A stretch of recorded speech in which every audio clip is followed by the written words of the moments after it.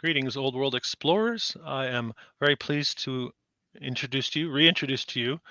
Michelle Gibson has been kind enough to join me again here on the channel. Michelle, thanks for being here. Thanks. Thank you, Chris. And it's always a pleasure to be here talking to you. Well, I We appreciate. share a lot of similar thoughts about certain things.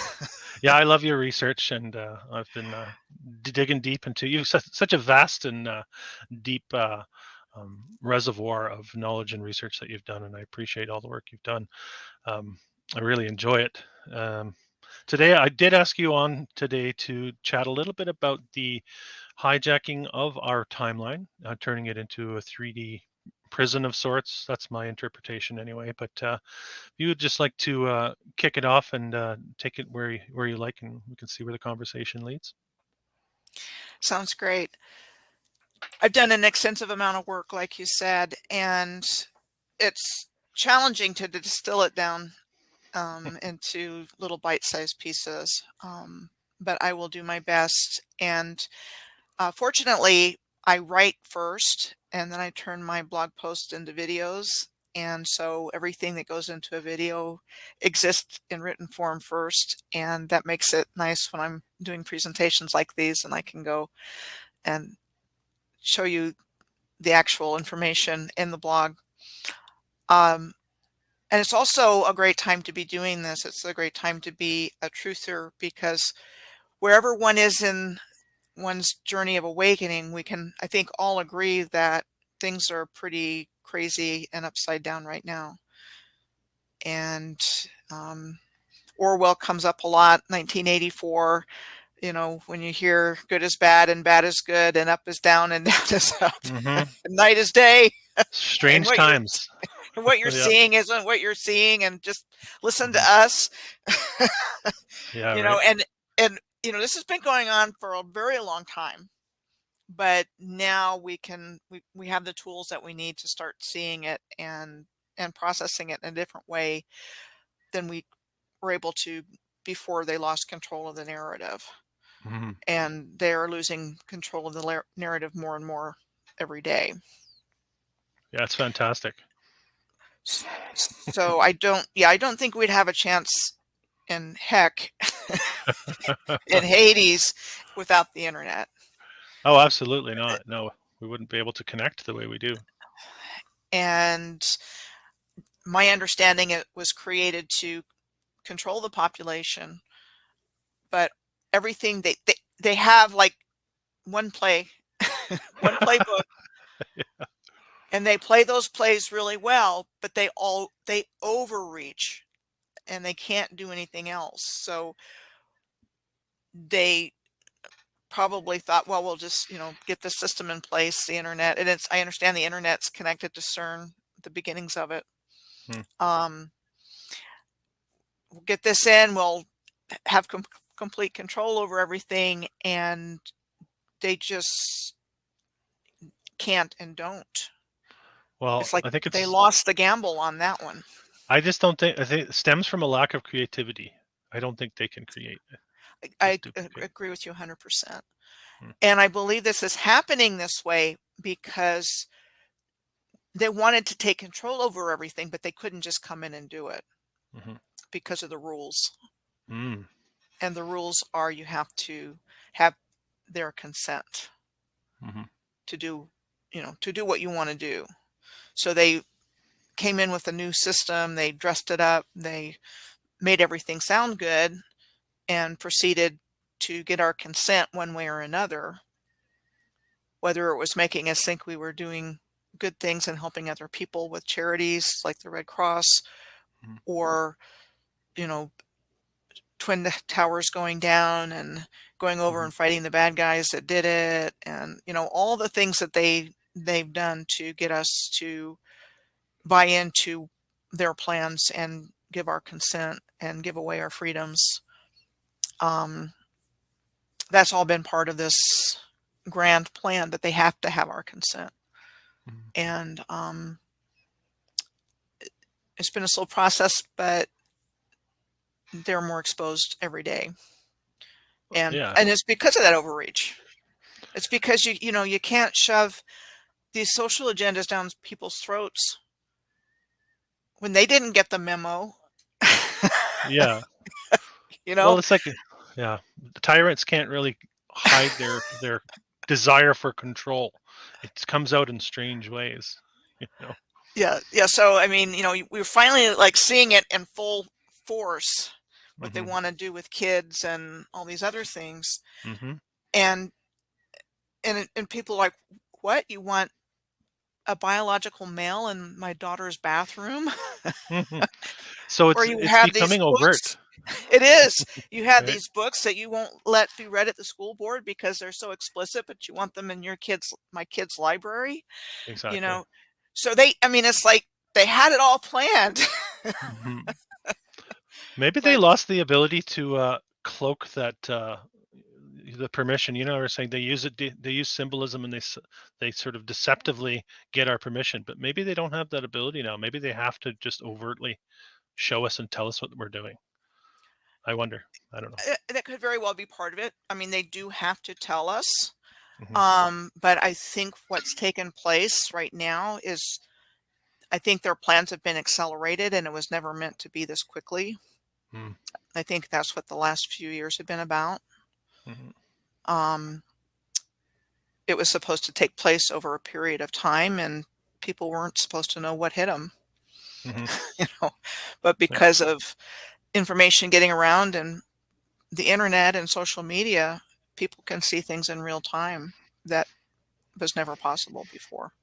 And despite censorship too, it seems like censorship has backfired. Censorship in itself has backfired as well. Anything Hmm. that's censored becomes desirable, and people seek it out. Maybe. Yeah.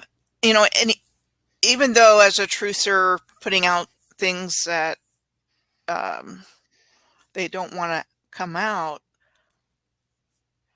I never monetized my channel, and so they don't have that finger Hmm. on my work.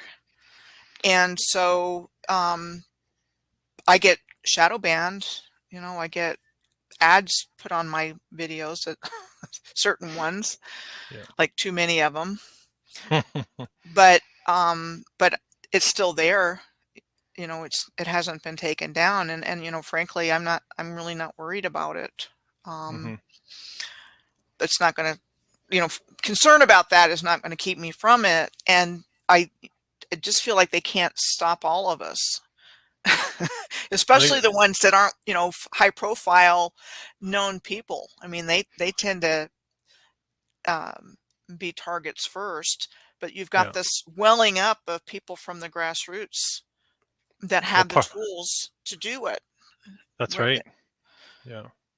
Part of their game seems to be to put you in the spotlight. They want you to become a star, because then they can. That's part of the whole Hollywood thing. But it's sort of a micro and macro in our society too, right? Become a star in your own mind, then you fall into the ego trap as well.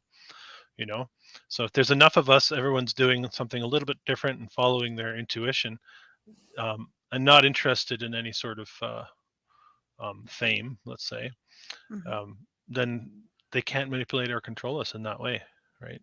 Right, exactly. I mean, my Yeah. motivation is I got this stream of information coming into me over the course of living my life. And it's like I knew I needed to do something with it.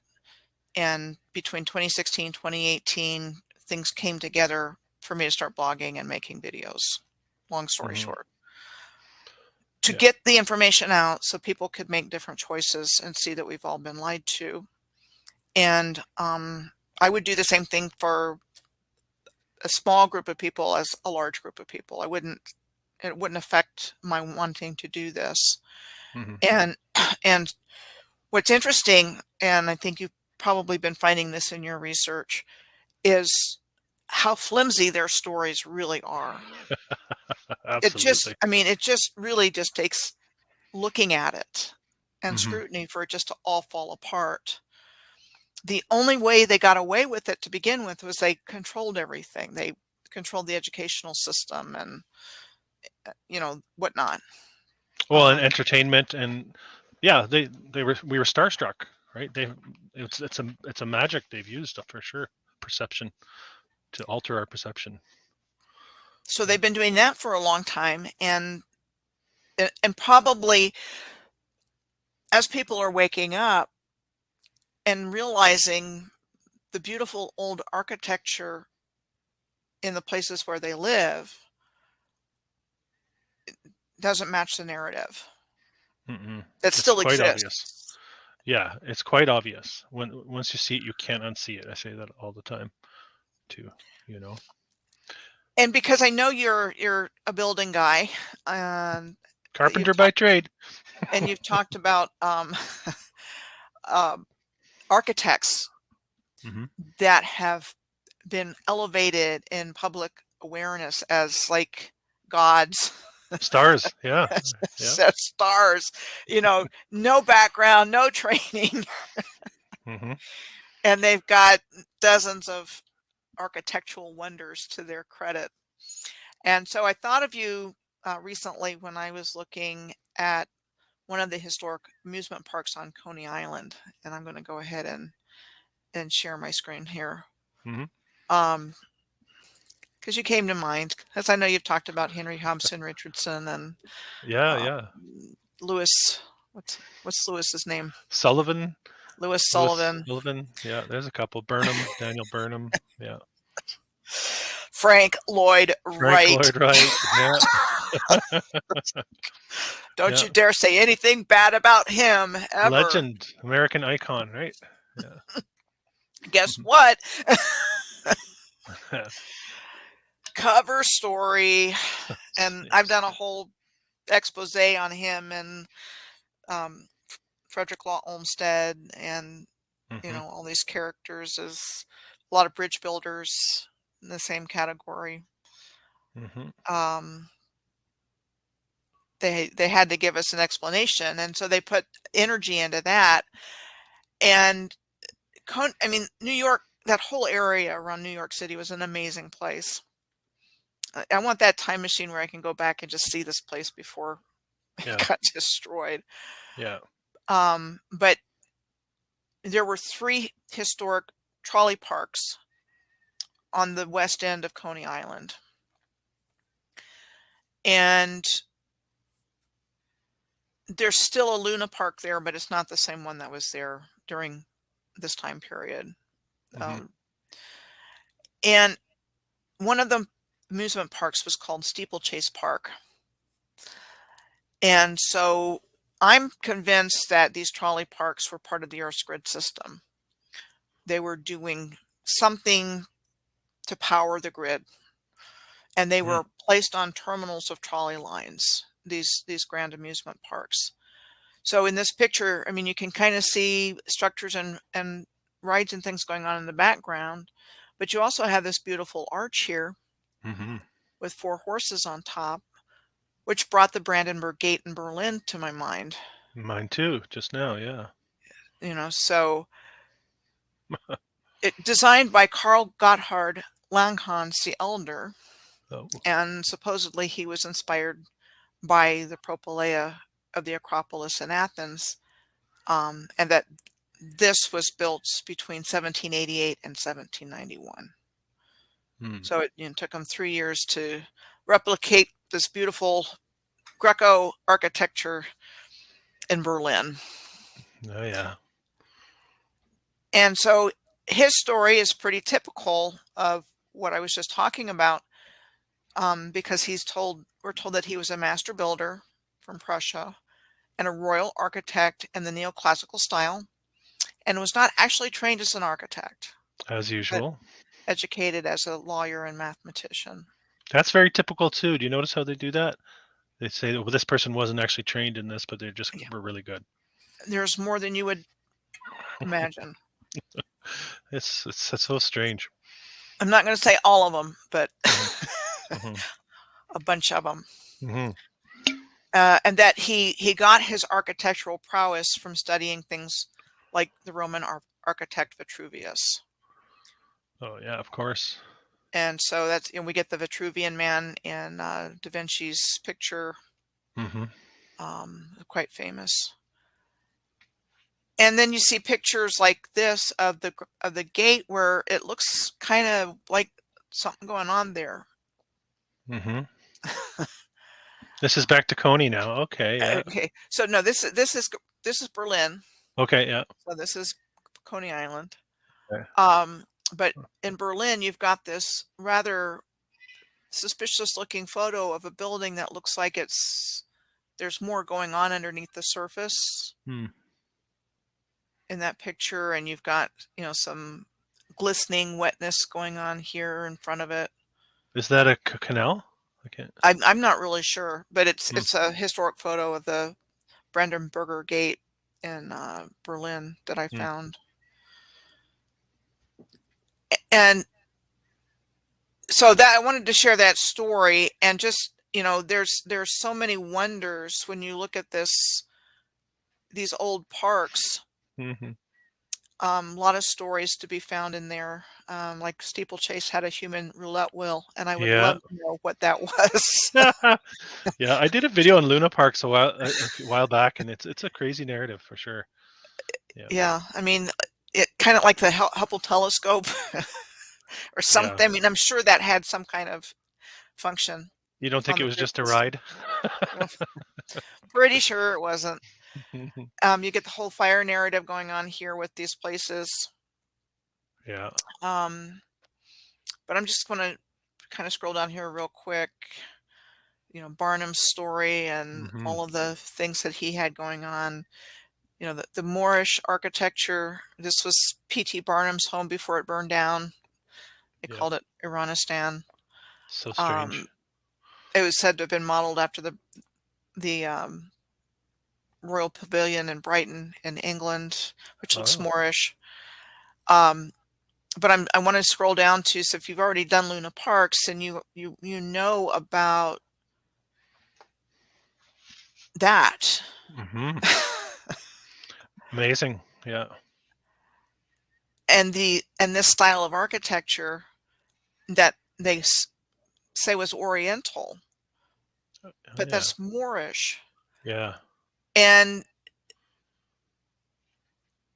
they've destroyed most of this. I mean, it's still findable. Yeah. It's still findable, but they destroyed the evidence. Mhm. Yeah. Quite clearly old world. For anyone who has an eye for the old world, quite clearly remnants of the old world. You know. And when you're like me, I mean, for me, the Moors, this isn't a theory. It's fact Yeah. that the world was Moorish. And Moorish referred to Muul or Muria, Yeah. and that it was an advanced, evolved civilization of higher consciousness. And it's confusing because the controllers took their story and they divided everything out. Because in their story, you have Islam. In their story, you have the tribes of Israel. Mhm. It's all in their story. You have the Masons. Yeah. That's all their story. They overlaid it all, is what you're saying, right? They It, overlaid what was there with a they false narrative. they stole it. I mean, they Mhm. stole their legacy. We want to be them. We Yeah. want everybody to think we are them. Whether you're a Freemason and a Shriner, or whether you're um, a Zionist, Yeah. um, whatever they wanted that legacy, but they're Yeah. not them. Yeah. All they can do is invert and reverse engineer, and they're not friends of humanity. No, the Eh, usurpers, right? exactly. And so Yeah. we're left trying to reconstruct this story in a world of lies, and the lies continue day after day. No matter where you look. I mean, in museums are telling their story, the version of history that they want perpetuated. Schools are teaching that. Yeah. Um, and and so maybe it's our generation that rides in on the horse and you know shows people another way of looking at things. And I know why I unplugged from the matrix. I know how and why and when I did. Mhm. But it really takes that, and it really takes releasing everything we've ever learned to get to the truth. And if you want to find the truth, people have to be willing to do that because it's not in the written records. Yeah. It is in the architecture and the infrastructure. When you start looking and asking questions and say, could they have possibly built that when they said they did? Yeah, it's completely implausible, right? And that's the truth of it, really. When you look into this, there's absolutely no way the story we're given matches what we're seeing. Right. And there's plenty of evidence when you look. You don't have to go far. You don't have to go far at all. Like you said, you can go. For many of us, we just go right outside, or maybe you don't even have to go out your front door. Maybe your house is an old world structure. Depends on where you Yeah, are and exactly. what's Victorian left. style house as code word. Victory, right? The victors. To Queen the victors go the Victoria. spoils, right? It yeah, and that's something I think about a lot. But my caveat on that is, if I don't see it as a victory if it's all been done surreptitiously and without our knowledge. No, Um, and if they have to constantly reaffirm and constantly try to deceive, it's like they're always playing catch up. Like they know that they're going to lose, the illusion is going to slip, and they have to keep doing these things to reaffirm the illusion. It feels like it comes from a place of insecurity. I'm sure it does. And, Mm, so as we are seeing, front row seats today, they just double down on it. yeah, They lie even harder, yeah, but it's yeah. not working anymore. Well, I wanted to talk about a specific time frame that you have covered in your research, which really resonates with me. Um, is it 1492 to 1942, sort of a pocket of time that you have identified, in which they were able to systematically rewrite this history? Am I saying that right? Something along those lines. They have manipulated time, Mm, and they replaced the old system of time and timekeeping with their new system of linear time that can be manipulated and ritualized. And that's the timeline that we find ourselves on. mhm, And I'm going to share my screen again. mhm, Like I said, I've got some things that I pulled up. And this is something I put together in 2018. This is one of my first blog posts about this. And in whatever's guiding me in my work, and I don't believe I'm doing this by myself. I think that the universe wants this information to come back out. mhm. And I feel very strongly that I've been through my intuition, because that's that's my sense that gets used, because I don't see things, I don't hear things. It's intuitive. That's what drew me to your work too. This is that energy that you give off with your research. It just rung like a bell for me, and it really sparked me to get into this. So intuition. Yeah. So intuition has been my guide for me personally, but I was well prepared when I started doing this work. So it's like I had picked up the pieces of the puzzle that I needed to be able to do this. And I've Mhm, been talking about that quite a bit. So you see here, all my life I've been collecting puzzle pieces related to the subject. mhm, And so my personal original research started by finding the star tetrahedron by connecting cities and places that lined up in North America. And I had taken the sacred geometry course, Flower of Life course, around 2007.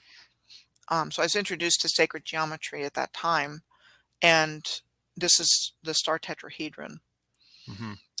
sacred shape, and all creation patterns are found within the Flower of Life, which is my little symbol on Yeah, your I have it screen. here. That's right. Yeah. Um, and that's the creation pattern of the universe. So this civilization built out everything along the lines of sacred geometry, including how the civilization was set up, which is what I believe the tribes of Israel were. So Mm. within their civilization, I believe um, the say tribes would live around a circle. If you think about like the face of a clock with the 12, Yeah, yeah. something along Interesting. those lines. Yeah. It was set up perfectly like this actual civilization. Um, and I had things that prepared me to do this. I don't know if you're familiar with Karl Monk's work and he called it the No. code. There's a couple of his videos on YouTube that it's kind of dry because it's all mathematics, but Hmm. it's interesting because of what he found. And it was the pyramids. There's a shared mathematical code related to the pyramids of Giza and the dimensions of the architecture of sacred sites all over the world. Mm. One which encodes longitude and latitude of each that cross-reference other sites.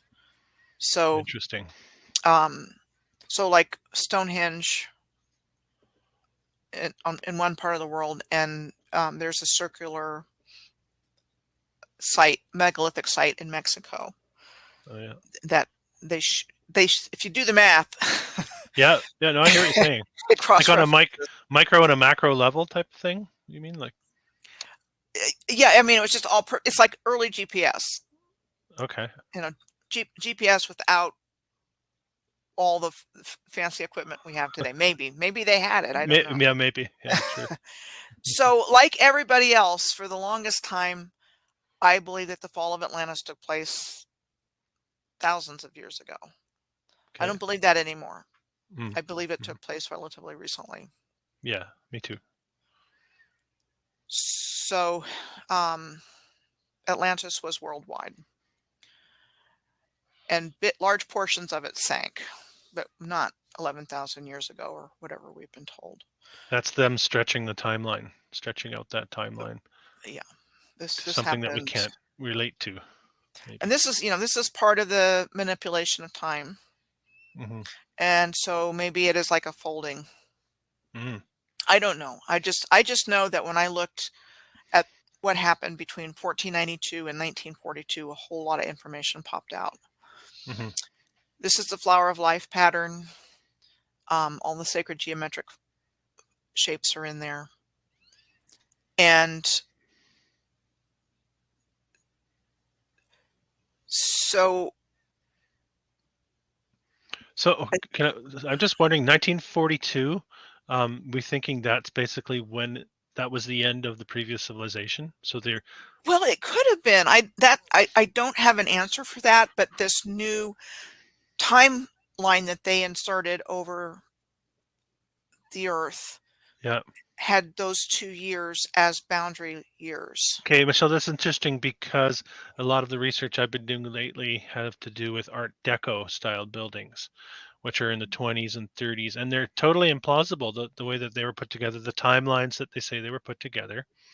Um, and this is right before this period of time, 1942. I always sort of say 19 or the World War II was a hard reset for humanity. And that's how I feel about World War II. Like it's hard. It gets very foggy when you go back before World War II. It seems to me. Maybe that's just because of the generations that still are alive today. But Right. hmm, I'm going to lay out my basic thoughts about that, but there okay. are pieces that are very difficult to put into perspective, and that's one of them. When Hmm. did this happen? How did this happen? Hmm.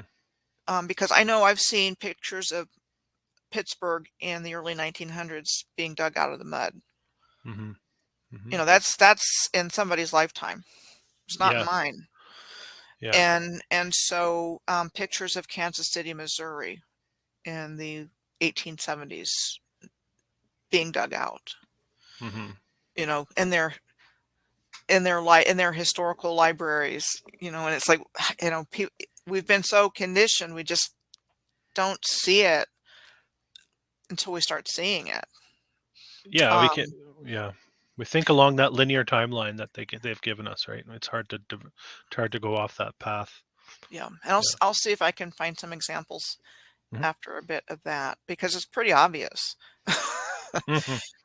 Yeah. So, so when I put this together back in 2018, um, my thoughts were and are still are that this civilization was in unity consciousness. Mhm. They terraformed the earth. They used geomancy to groom the ley lines and create balance and harmony between heaven and earth. And they built all the infrastructure of the earth, including buildings, rivers, lakes, waterfalls, canals. And again, I'm not just saying that. I've compiled an extensive amount of information that supports that Yep. about the infrastructure and the alignment with heaven and earth. Mhm. Um, and I think the ancient civilization created what would be considered ancient, like near where I live in Sedona. This is Bell Rock. Um, I think this is very ancient remains. Mm. Um, and then there would be medieval. Mhm. So the cloisters of Mont Saint Michel in Normandy I've come been up there. as example of medieval architecture. Mhm. But when you compare that with the Granada, Alhambra in Granada, which is the Moors are given credit for that, you see the same Yeah. thing going on Yeah. with the archways and the colonnades below. And Yeah. then, what's beautiful about this architecture, and again, it's something that this didn't happen randomly. Um, these builders knew exactly where they were and where everything was, because you get this effect, and there's probably a word for it, but where you see the three archways perfectly framed through this one. Mhm. I've found examples of that, with archways framing the whole building or a part of the building all over the earth. Mhm. In some cases, it's the whole building. Yeah. It's perfect. you know, Yeah, there's no it, human error as we would call it, it you know. none all over. Doesn't matter where it is. You see the same precise alignment of arches and doorways, and Yeah. it's amazing. So again, to me, that's not civilizations that are fighting each other. That's they're in balance and harmony with each other. Harmony is a great word for that. Yeah. And that's what I see um, when I do this work. That it's nothing like what we've been taught. Yeah, because conflict and struggle create um, instability or uneasiness, right? So that's where the error comes into play, is when you introduce that type of mentality. hmm So that makes sense that you wouldn't have that. And that's the other reason I'm all in on a huge reset. There was Hmm. a huge reset. Like a I big one, yeah, yeah. don't see resets every couple hundred years. Hmm. I Hmm. don't. Hmm. Maybe somehow, some way, I don't know. But if they were taking place, there's way too much integration in the architecture of the earth Hmm. for there to have been constant disruptions. Yeah. Yeah. The And again, a major yeah, I hear what you're saying. Like a major disruption makes sense, because to recover from that and to reestablish that harmony would be next to impossible after that major disruption. And then to repeat that cycle, um, it's well, maybe it's our concept of time that's the problem. Is we're oh, trying to, sure. you Yeah, know, that makes sense. yeah. Because we don't really, we've been miseducated, misinformed, deliberately confused. And I do believe this was the result of something that was deliberately caused and not a Hmm. natural cycle. Hmm. Hmm. They would not have been shovel ready to dig everything out if it had been, a surprise for everybody. But Yeah. they were literally shovel ready. And And, book ready too. They're ready to rewrite it all. Yeah. Right. so this is the Duomo in Florence, which I've been to. Ah. So this would be considered Renaissance. And then you compare that with the Seville Cathedral in Spain, and you've got the same ornate facade features Hmm. and the extensive use of arches, the double windows. Um, Amazing. you've got those here. Hmm. These were instruments. Yeah, Science, absolutely. scientific and musical instruments. This is in New York City, Oh, wow. and so you've got this beautiful bridge at Central Park, and these buildings over here. They're going to tell you whatever year that was built, late 1800s, early 1900s. But Mm. the people that claim Manhattan credit Hinge? for it, yep, the Manhattan Hinge. I never heard of that. Yeah. So again, the historical narrative is everything was built randomly. Some guy built some land. I mean, they bought this land from the Indians for, Yeah. some beads, Hmm. whatever the story is. Yeah. Um, but Manhattan Hinge is an annual event in which the setting sun or the rising sun is aligned with the east-west street grid of Manhattan on dates evenly spaced around the summer and winter solstice. Cool. And that happens in Toronto, Baltimore, Chicago, and Montreal. Wow. So that wasn't random. That's amazing. And when Hmm. did this happen? I mean, if the original civilization built these old skyscrapers and we're still using them, Yeah. when did this happen? So Yeah. it could have been 1942 on their calendar. Hmm. Hmm. We got that far in the development of civilization to where it was what we would consider modern. Hmm. And then the controllers did their thing, their black magic, and flipped everything on its head, Hmm. created mass destruction through the grids, and set up their new system. And that's why I say this didn't happen long ago. No. It brings back memories of my nana when I was little. Whenever you try to think or talk about the war, it's like they have a mental block. Like they didn't really provide details of what happened during the war. Of course, they have the saying you don't talk about the war, but it made me wonder, like, is there an actual physical mental block on people remembering what actually happened during that time period? You know, Yeah, yeah, and trauma, I guess, has to play in that as well, has a part to play. But yeah. I mean, it's so hard to say. mhm. I think Paradise Lost was like original predictive programming, and this came out in like 1667. Yeah, right after the Great Fire Right. of London. And the plague and the Cesta Act and all kinds of things. I Sabotage was Debbie. I was thinking of that. I just wanted to mention because the plague is 1665, right? The year before the Great Fire, and and There's the famous poem "Ashes, Ashes, We All Fall Down." mhm. Ring around the rosy. I just thought fall down, we all fall down like we're falling, right? I had that thought the other day when I was Yeah. doing a bit of research for this. I do think that the 1666 time frame is not um, random. Um, they Probably not. they they use anagrams and numbers to cast spells and things like that. And so I do think that 1666 is them telling us who they are. Of Some of them. course. It's It's pretty not obvious. it's not just these guys. It was like a unholy alliance Yeah. of negative beings that had a beef against the creator and wanted to take over everything through humanity. Hmm. And so, as related in Paradise Lost, newly banished fallen angels organize, and Satan volunteers to corrupt the newly created earth and God's new and most favored creation, mankind. Hmm. He goes to the Garden of Eden and basically convinces Eve by duplicity to eat of the fruit of the tree of knowledge of good and evil, and making it their fault they were kicked out of the Garden of Eden.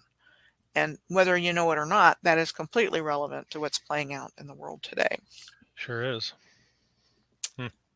So, so they're using these interdimensional beings are using us as pawns and energy sources, human energy, chi, Hmm. um, food sources, however you want to look at it, depending on how far down the rabbit hole you've been.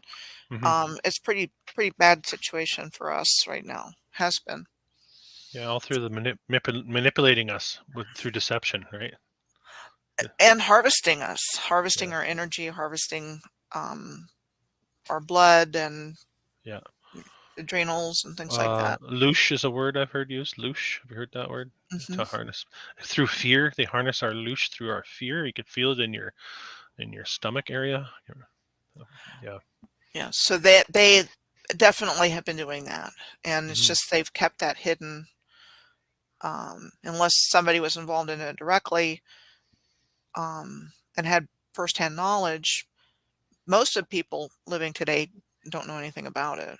They Hmm. know about the quality of our lives and having to work and pay taxes and all the ways the rich get richer and have us pay for everything, have us pay for everything they're doing to us. Whether it's cigarettes or drugs or alcohol, Yeah.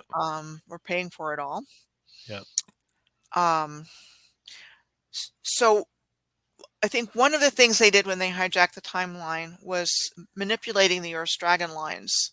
And so that would be the plume serpent and the rainbow serpent. Mm. And and this is my thoughts about 5 years ago. So I've gone deeper into some of these things, but this was, my basic thoughts then still hold true. Hmm. So they somehow manipulated these dragon lines and created a 3D time loop that involves or mirrors the figure 8 on its side, like the Great Dragon lines. And they Very. cross in Bali and Lake Titicaca. It's very interesting. It reminds me of. Are you familiar with the Métis flag? Métis Mm, is in Canada. We have people have um, fur trapper heritage mixed with native Canadian blood, and their flag. They're called the Métis, and their flag is a figure eight turned on its side. And sometimes the flag is blue, and sometimes the flag is red. But anyway, that's what that reminded me of. So interesting. So I think the 3D time loop called Rome somehow got pinned on these two great dragon Mm, lines between 1492, and that was the year of the fall of Granada in Spain and Columbus's first voyage, and 1942. So that would have been like midway through World War II and the year of the Philadelphia experiment. And mm-hmm, 1942 is a numeric anagram to 1492.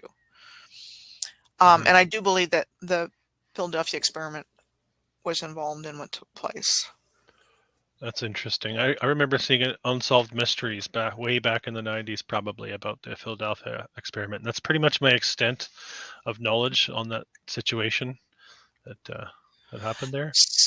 So at this point, I'm seeing an event that sent an enormous amount of energy through the Earth's grid lines simultaneously Mm, and created deserts and swamps, sheared, you know, whole land masses yeah, off, and they fell into the ocean.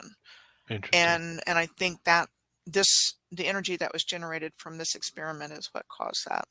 Very interesting. Very interesting.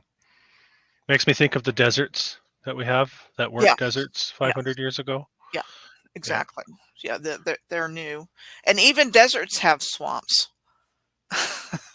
yeah, yeah. So I think what it did was cause a ripple to go out on Hmm. the Earth's surface, and so when you see buildings that we talk about mud flooded buildings Hmm. where there's an uneven street surface. Hmm. I mean, the place where I'm living now in Oklahoma, in Arizona, and Prescott is just filled with just impossible hills and mud flood evidence in the downtown. But you see that all over the earth. Hmm. And then I think the Masons came in and they just, paved over it. Interesting. Yeah. um, and they got everything usable again. Hmm. Um, In a and way then you that suited them, their control system, Right, right? right. Yeah. Yeah, they had to get it up and running and restart a few things like, rail and streetcars. And as soon as they had a replacement for the streetcars, in most places they took out the tracks Hmm. and no more streetcars. That jives with the General Motors sort of buying up all the street cars and Mhm. the highways project in the 50s under Eisenhower. He hired someone from General Motors, and eventually all the streetcars went bye-bye because it was time for um, vehicles that we know today, right? So Right, yeah, it's interesting. I was also going to say too, 1492, um, Columbus discovers the New World, right? right. So I think there's messaging there in the wording. The New World order is being laid out. What do you think? Absolutely. Yeah. Absolutely. And I'm going to get into some things here because there were papal bulls Mm. that assisted this process. So 1493, Pope Alexander VI issued the Intercetera Bull, which pretty much authorized the land grab. Ah. And Yep. there were two others prior to that, and they were used by in cases heard by the Supreme Court. For example, the Lewis and Clark Louisiana Purchase got upheld by the Supreme Court under the doctrine of discovery, which was based Really? on these papal bulls. That's interesting. Hmm. So they used that as part of their land claim. Mm. So I just wanted to show the star alignments that you find, and again, this is just one example of Rome Mm. and the connection with the Pleiades and Orion and how it's mapped here. Mm. And so there's many examples. Wayne Herschel's done a lot of good work on that. Part of my journey of waking up. So within that 1492, 1942 period, there's 450 years, and 1717 is the midway point. Mm-hmm. So if you look at the figure 8 where it crosses in the middle, Mm. the 1717 would be that year. And when I started looking into it, I found a lot of anomalous stuff. And so one of the examples I give here is when I was in 6th grade and we were learning about Greek pottery, black figure Greek pottery. Mm-hmm. It was we were taught that it was a style Mm-hmm. that the Yeah. white Greeks had in their Mm-hmm. pottery, Mm-hmm. reminiscent of silhouettes. But what if they were actually black? Yeah. Right. you know, The it's like filter that they give us on our history. it's like I was 11 when I heard that the first time. Yeah. And I thought, okay, sure, whatever you say. It has to fit a Um, narrative, the narrative they give us. Yeah. Mm. and then you have black Roman emperors without noses. Yeah. Interesting. Mm-hmm. You have this. Let me come back to that. You have the Sphinx without a nose. Mm-hmm. You have Petra. This is solid rock, It's unbelievable. and It's it's unbelievable. huge. It's absolutely huge. Yeah. And there's one of those alignments I was just talking about. You can see this entryway from an archway in another location here. And they call it petrified. Petra's petrified. That could be. And then you have the same problem of the defacing of ancient statues here where they have, missing heads, Mm-hmm. Now, arms. I'm just curious. Do you think something like this has been um, turned into stone, or do you think it was carved out with some technology, or what's your leaning that way? Well, I'm sure they had technologies that we Mm, can't even comprehend. sure. So, but the fact is humans built this, Hmm. not aliens or anything Hmm. else. Big Hmm. humans built this. Hmm. And again, if you it's hard to get a feel for the real size of that. I mean, you got the little people down here, but I Yeah. mean, this is quite an undertaking here. Maybe we And should they go there. sure, Yeah. and they call them the Nabateans, and it's this Yeah. mysterious civilization. But there's rock cut um,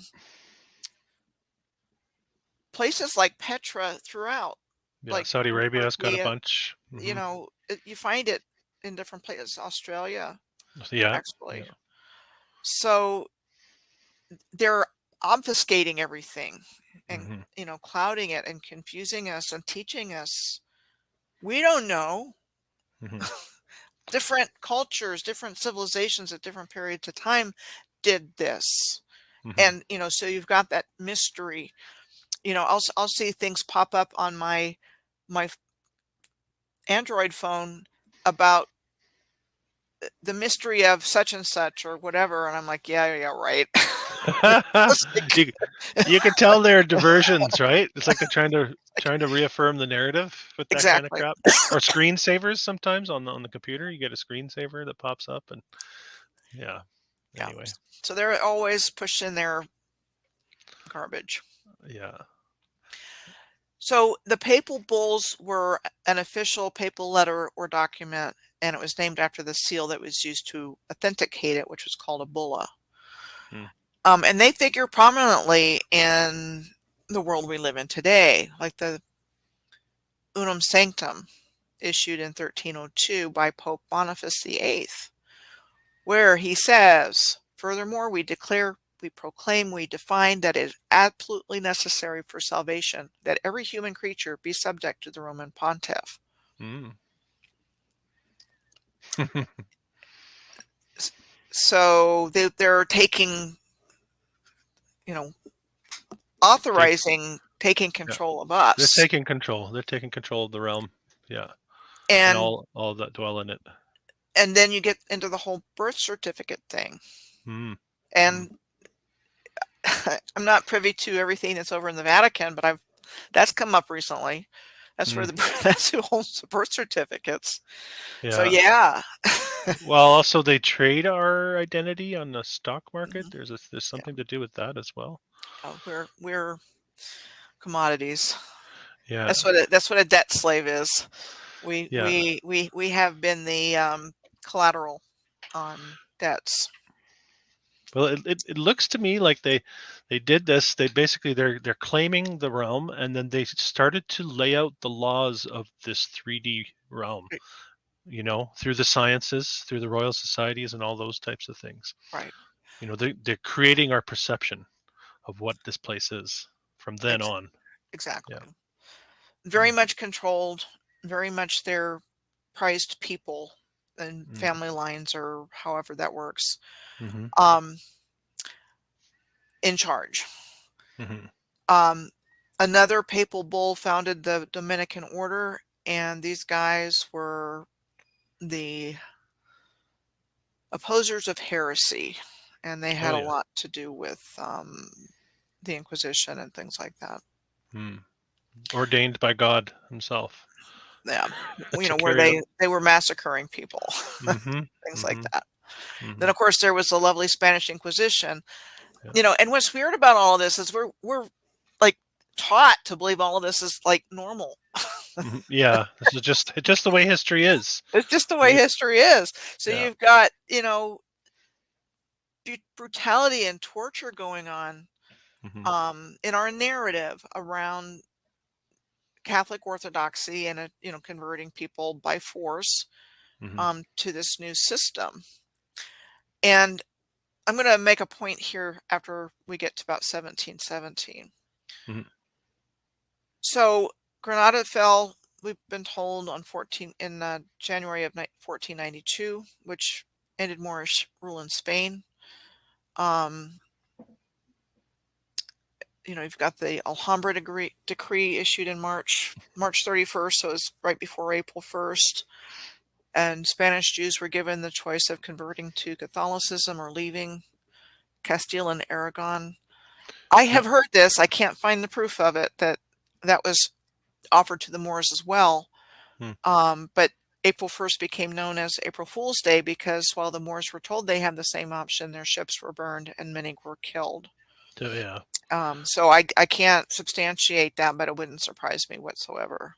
I was going to ask, do you think that this is a symbolic story, this fall of Granada and the Moorish civilization, or literal, Well, symbolic, both? so that's kind of the point I want to make here in just a moment. Okay, sorry. Yeah. So I mentioned the Intercessor Bull issued by Pope Alexander that Mm. gave um, Castile the exclusive right to acquire territory, trade in, or even approach lands laying west of the meridian situated 100 leagues west of the Azores and Cape Verde Islands Mm-hmm. for all intents and purposes. And so this bull and two others were major documents in the development of legal doctrines regarding claims of empire in the New World. It's how they got land, Mm. quote unquote, legally, even though it wasn't. Hmm.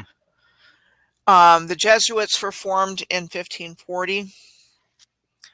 Yep. A lot going on around then. In 15, so other things that happened around 1540 were the Inquisition was founded, and that was around the same time that the give me a sec. Mm-hmm. No worries. Copernicus Yeah. Oh, yeah. Of course. published his book, and Heliocentrism. Heliocentrism heliocentrism became became the started. Yeah. science that everybody supported, and Ptolemy was just sent to the garbage heap. Well, and also Pope Gregory used Copernicus's theory to rewrite the whole calendar, the Gregorian Hmm. calendar, apparently. So we'll get to that. Sorry, I keep jumping ahead here. Sorry. 15. Well, you know your stuff. So I have to. 1582, Gregorian calendar was introduced by Gregory the 13th, and the given reason was correcting the Julian calendar Mm. on stopping the drift of the calendar, and included leap years, and it took 300 years to fully implement it in the West. Hmm. And my question 5 years ago was, could be that there be another reason why the calendar was imposed, like perhaps to manipulate our perception of time? And I would say absolutely. I was just going to say that. That's exactly what happened. Mm-hmm. The original calendrical systems, like the Mayan calendar, were involved with harmonization and synchronization of human beings with natural cycles of time. And the Egyptian calendar was the same way. Probably the Jewish calendar was the same way. Mm-hmm. Um, Dee and Kelly could have possibly had something to do with something. They were certainly into no good in that same Yeah. time period of 1582. Alchemists, alchemical sort of. Supposedly, they were bringing fallen angels into the realm. Yeah, I heard about that. I read about that a little bit too. Yeah, and so John Dee was in the court of Queen Elizabeth. We are told, right? Right. An And advisor, major advisor. mm-hmm, mm-hmm. Interesting Uh, correlation with John D. Rockefeller as well. That always rings in my mind. John D. and John D. Rockefeller for some reason. there's probably something to it, Chris. Don't Mm. ignore those things. All right, all right. This whole timeline is filled with Double ups. Yeah. strange connections. And my last name is Kelly too, so there's another one. Well, Yeah. let's stick with John D. and John D. Rockefeller. Okay. So, so anyway, you had things going on then, and then I don't know how many people know the similarity between the East India Company's flag and the American Yeah. flag. Oh, that's amazing. Yeah, I saw that in there. So you get into the trading and so forth. And then you mentioned the Fire of London Mm-hmm. in 1666, Paradise Lost, Hudson Bay Company. Mm-hmm. Big You're where I am up here. getting Yeah. all set up.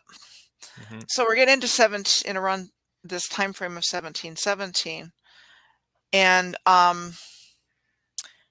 King George I of the German House of Hanover became King of Great Britain and Ireland, and that was in 1714. Mm. I've done a lot more research into this, so I've got a whole bunch of gravy, but this was when I was first starting out doing Mm-hmm. this. That marked the end of the House of Stuart, which originated in Scotland, and that's an existing depiction of him. Mm-hmm. You know, it's where you see the examples of the whitewashing Yeah. of a lot of figures. And there's a whole lot more to the story as I'm working on now, but I think the controllers brought in this king of the House of Stuart, which I believe was connected to the House of Solomon, Hmm. and used him as their kickoff guy, their new figurehead, because a lot was going on in the new reset Hmm. during his reign. And King James version of the Bible. Hmm. He also wrote a book about summoning demons, Hmm. supposedly. Um, the colonization of North America started during his reign. So there was a whole bunch of stuff happening then around him in an earlier time period, but the House of Stuart was forcibly prevented from reclaiming the throne for the House of Hanover. Which So is these the guys came in. German bloodline, Yeah, supposedly. Hmm. right. Um, you had the Triple Alliance in 1717 in January, to prevent the King of Spain from merging with France, because they made him renounce his claim to the French throne. Hmm. So he was allowed to remain King of Spain, but the two countries weren't able to merge, and that led to the maritime, commercial, and financial supremacy of Great Britain. That happened in 1717. This was the Stuart heir, Hmm. James Francis Edward Stuart. In 1717, he went to seek exile in Rome. Um, and Hmm. you get pictures that, most of the pictures you find are of a white Yeah. heir, but Yeah. you can find the evidence of the melanated heir. I was going to say, so we're looking at the subverting of these old royal bloodlines with a new bloodline taking over these royal houses You got it. um, across the realm. Yeah. Yeah. Yeah. Absolutely. The Um, infiltration. They're mhm. infiltrating all these. Yeah. Yeah. Then you had the founding of the Premier Grand Lodge of England in 1717, and so that was significant. Many other things happening during this time of that were significant, Hmm. but this same lodge approved the Anno Lucis in 1717 also. So that was their Masonic calendar. Oh, okay. Okay. Yeah. Interesting. So new source of timekeeping as well, or Right. So they based theirs on the Anno Mundi, which was the Earth was created in 4000 4,000? Yeah. BC. Okay. So they just add 1,000 years to, or four. I guess they add 4,000 years to whatever year it is. And you see that sometimes on buildings, don't you? On Right. Masonic. Yeah. Okay. Okay. That's what that is. Perfect. So you mentioned Handel before we started on 7/17/1717. The premiere of Handel's Water Music took place for King George I on a barge on the Thames. Hmm. Interesting. And he was a German who became a British citizen. And a friend came to visit me, who I just call her a psychic friend. Um, she just stopped by to say hi, and she said, "Oh, I see your guides.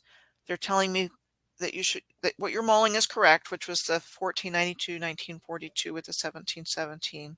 Hmm. Um, and she said they're showing me Ireland as white and frozen before 17, I think she said 1742, and green and sunny after. Mm. And so that's the only reason I looked that year up. And Yeah. um, Handel's Messiah premiered in Dublin in 1742 in April. Yeah. And then the only other thing that came up was the Great Frost of Ireland, which took Hmm. place between 1740 and 1741. And there was almost 2 years of extremely cold weather, um, with a lot of people dying. And so I've been speculating for a while that that was caused by a rip in the fabric of space time. Hmm. And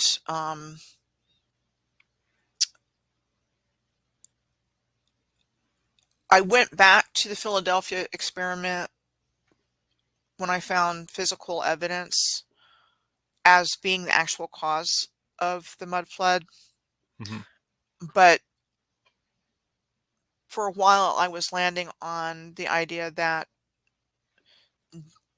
it went back in time, created this rip in the fabric of space-time, and then within 3 years, 2 or 3 years of that taking place in Ireland, you have Mayor Rothschild sh showing up Being born.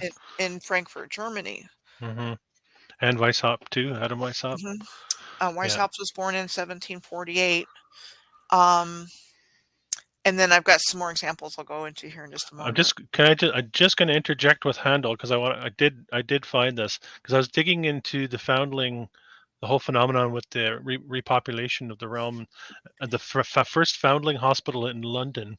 Um, George Friedrich Handel first of all composed a piece called the Foundling Hospital Anthem, and then became a member of this hospital, like a fixture with that hospital. And then the Messiah was performed every year at this foundling hospital, starting in 1750. That was. So I just wanted to throw that in there because I thought it synced nicely with that part of your research. That's very interesting. Um, there's something going on here that's not Hmm. natural. Yeah, I think there's a reseeding that went on. I've been doing a lot of Yeah, research on that, so I think that might be a tie-in there. Yeah. yeah. There's a lot of tantalizing goodies out there to find. That's something I didn't know about. Um, but remember the 17 because it's something similar is going to come up again here in just a minute. Okay. So we get these characters coming in shortly after the Great Frost. Hmm. And then you've got the plans to create the Federal Reserve. You had the sinking of the Titanic, which took out the opposition to the creation of the Federal Reserve. And then shortly after that, so April 15th, which is tax day in the States, Mm-hmm. 1912, the Titanic sank, and then December 23rd of 1913, the Federal Reserve Act passed Congress, Mm-hmm. which gave us Federal Reserve notes, Mm-hmm. among other things. You had World War I starting on July 28th of 1914, ending on November 11th of 1918. Remember I said it Mm-hmm. was 7/17, so here we have July 17th of 1917. Mm-hmm. The reigning royal house of the United Kingdom and its Commonwealth became the House of Windsor instead of the House of Saxe-Coburg and Gotha, Mm-hmm. Switch their name. Yeah. which is the house that reseated the royal houses of Europe. Was an obscure ducal line, Mm-hmm. and I'll go into that in a minute. So anyway, I finally found physical proof that this could have indeed had something to do with it. um, but as I was saying 5 years ago, this, the timeline and examples I have given provide a framework, and there's still much to be accounted for because of all the fabrication and whitewashing that's taken place. Mm-hmm. Um, but the framework has been working for me. Me too. It resonated with me right when I found it, and there's so much meat and potatoes in that time period that you can extract. You know, it's pretty And it just amazing. goes deeper and deeper. Yeah, Um, and I don't know if you've been finding this or not, but there's quite a bit of synchronicity. I know in my absolutely. research, um, at the right time, so I'll have something rolling around, and then finally I focus in on the research, and it's when I need to, it's I have to know certain things before I can really Yeah, get what I need to get out of something. Um, and it just builds. yeah, yeah. Um, There's definitely synchronous moments like that. Yeah. Yeah, I mean, I saw you just did something on the Bronx, and just within the last couple of days, a lady sent me pictures that she had taken of parks in the Bronx. Oh yeah, And so, and she's gonna be sending me pictures because, she wants to feel like she's helping. yeah. But, you know, that's kind of a synchronicity in a way. It's like Oh, oh for I get sure. pictures of the Bronx, and then you do something focusing on the Bronx. So, Yeah, there's a sort of the resonance seems to underlie a lot of this research. And I've been sort of trying to dig up as much as I can, and over the last couple of weeks, in anticipation of our conversation here, and trying to draw these correlations, um, and trying to understand um, how they laid this framework out for us, because we think we're trained to think with the framework they give us, and that framework has to do with these last 500 years, really, the what is it, the scientific revolution and everything that happened within that time period, with well, like the heliocentrism, gravity, right, getting into Isaac Newton. All these people were a parts of these societies, royal societies. I even looked that up, when they started the Royal Society. um, they're all this with these insider clubs disseminating knowledge um, to the public, becoming iconic figures in our history. You know, um, and what else? They also using a bit of a, what we might call a Hegelian dialectic, where it looks like these figures were sort of going against each other, but they're also sort of working toward a similar purpose of deceiving the right. masses. Found a lot of that in my work as well. Like they might be on one side of a religion and the other side of a religious sect, but ultimately they're working toward the same goal of deceiving humanity and laying out this framework to deceive us. Right, Seems absolutely. So that would be like a controlled opposition. so they've been Um, doing that a long time, right? right. Now here's the kicker.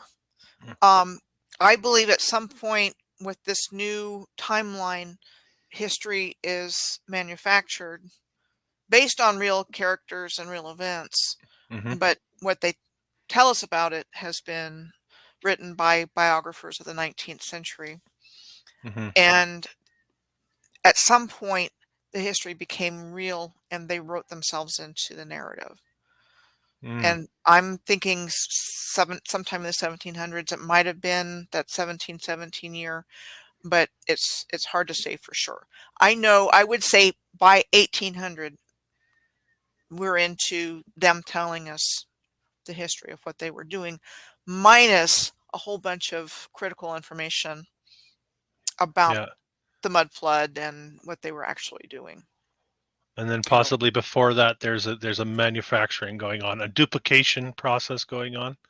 You see, right? Maybe you're right. seeing a lot of And these that's figures that look the same in these and paintings, and yeah, and that's where and so you've got that, you've got the whole whitewashing of all these families yeah. and the creation of a new nobility.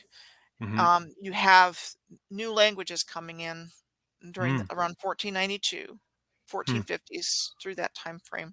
So you've got Mm-hmm. early modern English, you've got all of the Romance languages coming in about that time. They all got a facelift, a Yeah. great vowel shift, Yeah. um, The vowel shift. Yeah. Interesting. eh, things like that. But somebody was manufacturing that history. Mm-hmm. And, for people that have studied flamenco's work and looked at Scaliger and Petavius and their Mm-hmm. role in as the Scaliger's role as the father of chronology and, synchronizing all of these past histories. There's Mm-hmm. a lot of fathers of Yeah. surfacing. They're really becoming the iconic figures for whatever you might call it. Like there's Descartes, Rene Descartes, and they're all in there. Copernicus, Descartes, Galileo. You Right. know, they're and we anchor our entire reality based on their theories. Well, Even to Einstein, right up to Einstein as well. But, right. And they're all part of the club. yeah. To put it in very simple terms, um, the main families behind this hijack, which I believe they incarnated into Germany and then through the House of Saxe-Coburg and Gotha Hmm. went into England. Hmm. Interesting. and infiltrated the the royal houses. I mean, they're not who and what they want us to believe. Do you want what about what do you want to talk about Greenwich Mean Time a little bit? Like that came about in Sure. mid 1800, is that right? Okay. Yep. So let me go back to my. Let me make a few points before Do I whatever you go on want. to Yeah, that. for sure. So with this time loop that I'm talking about, I don't think they ran us back through time. I think that was used for the purposes of organizing their new timeline. Mm, And at some point, they wrote themselves into it, you know, mid to late 1700s. But I think by the 1800s, they were, really getting into creating things. mhm, But when I was looking at explorers, Prince Henry the Navigator and um, Henry Hudson and Vasco da Gama, mhm, I kept finding they were lost to history, but such and such biographer wrote about them mm. in the 19th century. In the 19th So some of century. them were German, some of them were English biographers. Mhm. One German biographer had, somebody's original notes Oh, from their lucky. trip to India. They found And them, did they? yeah, so they were documenting this history Yeah, of course as they were. having happened. And I think there's a lot more examples of that, and that a lot of information is encoded in the literature of the late 1500s, early 1600s, when you're getting Mm, into Shakespeare, but other yeah. playwrights as well. It's there. This advanced civilization is tucked away Mhm, in this early literature that most of us can't understand mhm, what they're mhm, talking about. mhm. But it's there. Yes. So so a lot of effort and energy has gone into creating this illusion that we live in. But like I said, the reason they went to all this trouble, I believe, is because they had to have our consent, Mhm, because mhm. we're in a free will zone. We're sovereign beings. They can't do what they've done.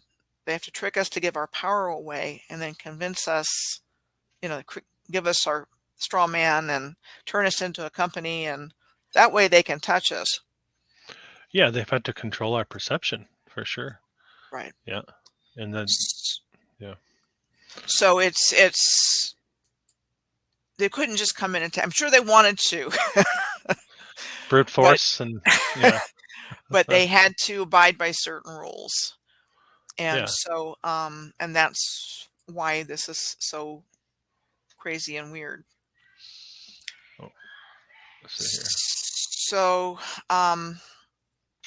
this is called evidence for the manipulation of our perception of space and time and the creation of a new timeline for the Earth. Uh-huh.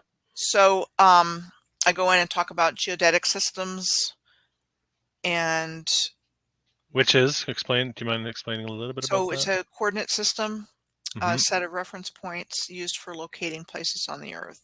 So like GPS, Yeah. things like that. And this is how we see a map with lines of latitude and longitude. Mhm.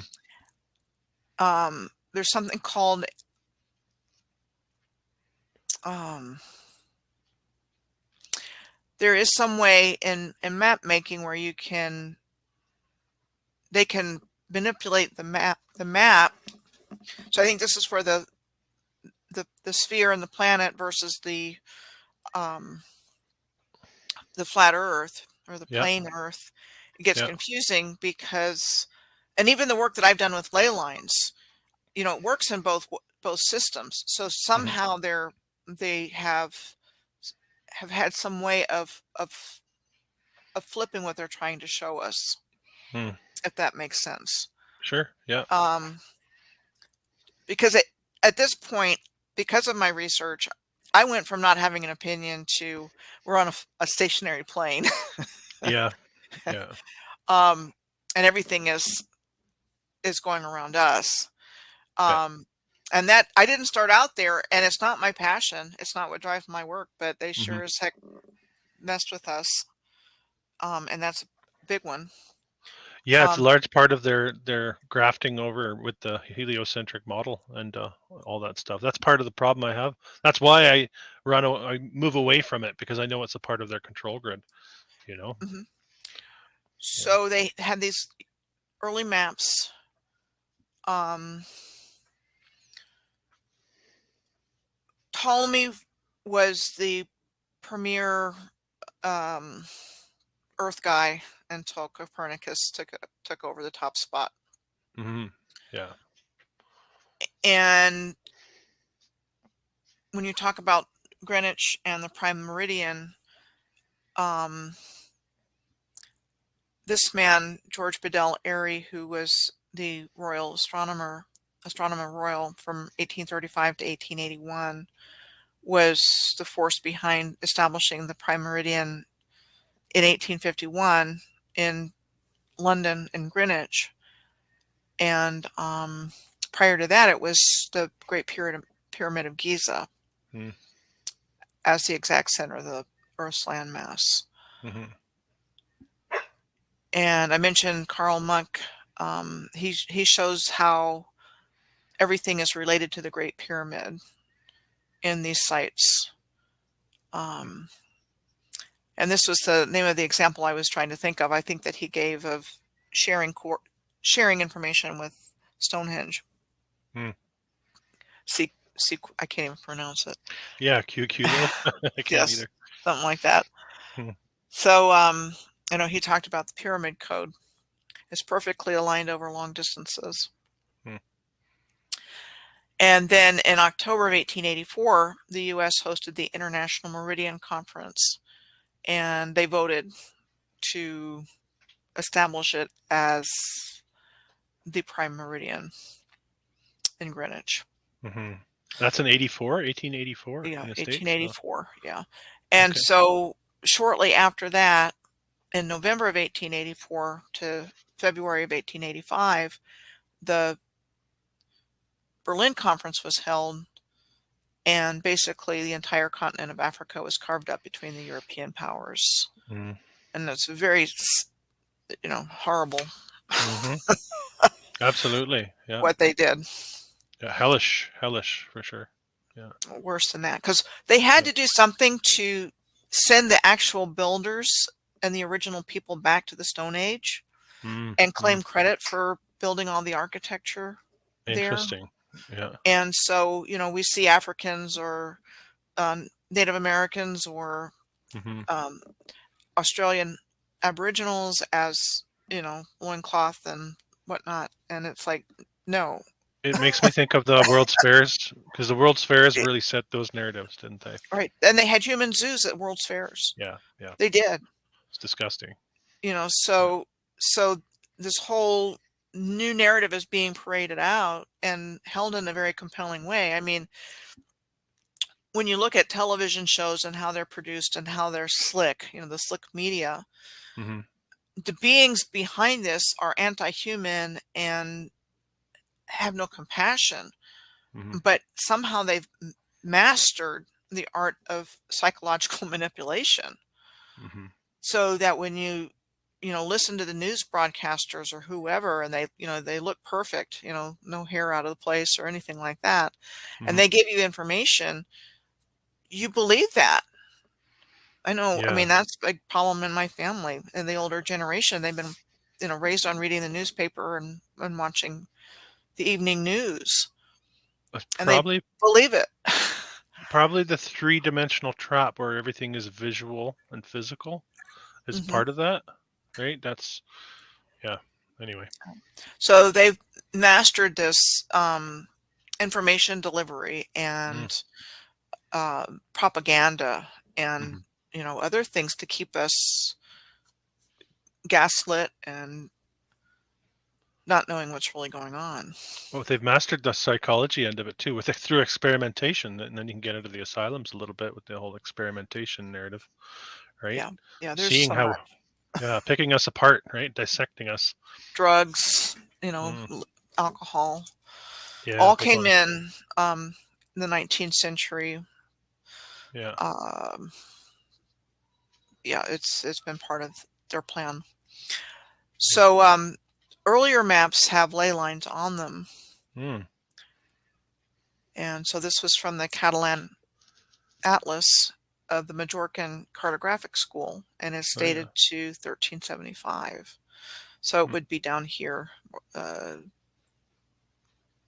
Majorca's off the coast of yeah. southern coast of Spain, somewhere Yeah. down here. Yeah. Oh wow. And even North Africa looks very well built out in that map too. Yeah, it's not what we've been told. Mm, So this guy right here is Mansa Musa, mm, and he is a fabled king of Mali who was supposedly the richest man of all time, mm. and the ruler of Mali and the lord of the mines of Wangara or something like that. So he had all this gold. Mm. Um, so that's who Plundered? that is. No, No, not plundered. no, but I mean, it's been plundered Oh since, I would yeah, imagine. yeah. I mean, they've stolen an unfathomable amount. Yeah. And what I was trying to talk about earlier is like the idea of the planisphere, which is Hmm. defined as a map formed by the projection of a sphere or part of a sphere on a plane. Hmm. So the point I was trying to make is just there's probably some cartographic technique where they could change the way the information is presented from a plane to a sphere. Hmm. And again, on this map, you see the faintly, but there are ley Hmm. lines there. Yeah. And then they started to disappear in that same 1500 time frame with Wow. Mercator, and Yeah. he published a map in 1569 where it was said sailing courses on the sphere were mapped to a plane map that allowed a correction for the chart to be more useful. Hmm. And so you see ley lines on the waters, but they're gone from the land masses. And so Yeah. in Yeah. the earlier maps, they were on Yeah. land masses as well. Interesting. A little closer up there. And then he was also a globe maker, and so he made this globe in 1541. Oh, And then that's early for the globe. yeah, 1541. That's right in the they Copernican era. yeah, the first one showed up around 1491. Mm. Well, what do you know? Yep, Martin Behaim and his Erd Apfel. Very interesting. I found it interesting. That is interesting. Time wise, yeah. So, yeah, Martin Behaim, Behaim, and his biographer, Georg Ravenstein, was one of those German biographers I was talking about that was Oh yeah. writing about all of these historical figures In the 19th in the century. 19th century. Hmm. So this was interesting because this was Mercator's 1578 publication of Tabulae Graphicae, and this is supposed to be Ptolemy on the left and Marinus of Tyre on the right. And I Mm. guess these two guys worked together, Mm. or their work was related. Hmm. So if you look at what he's pointing towards, you have the globe and you have longitude and latitude. Hmm. So that's supposedly Ptolemy, and he's holding that shape Hmm. there, and his fingers pointing up. And if you look at what's up here, you don't have the longitude and latitude. You have Hmm. that around Yeah. the earth, Yeah. which reminded me of the sacred hoops Hmm. that you find in Native American hoop dances. Hmm. And then that also looks like a basketball. Hmm. Yeah. That shape looks like a basketball. Yeah. The The lines pattern are on the basketball. You on the bet. Yeah. basketball. And this is the guy I was talking about. This is Martin Behaim, Hmm. and a merchant, a German textile merchant and cartographer produced by him between 1490 and 1492. And this engraving of him was done in 1886. Hmm. So now we and know how he looked. right, and that was his globe, Oh the yeah. Erdapfel, Hmm. which apparently means potato. Oh yeah. Yeah. I thought it meant earth apple, but that's what a potato is, I guess. French is a similar. Yeah. So, pomme de Pomme de terre. terre. Yeah. Yeah. Apple of the earth. It's, Yeah. so, so it was supposedly this guy, George Glockenden, pasted parchment around a globe shape, and so, looks pretty ratty there. Hmm. Um, and then this is the guy, Ravenstein, wrote a book about him in Hmm. 1908.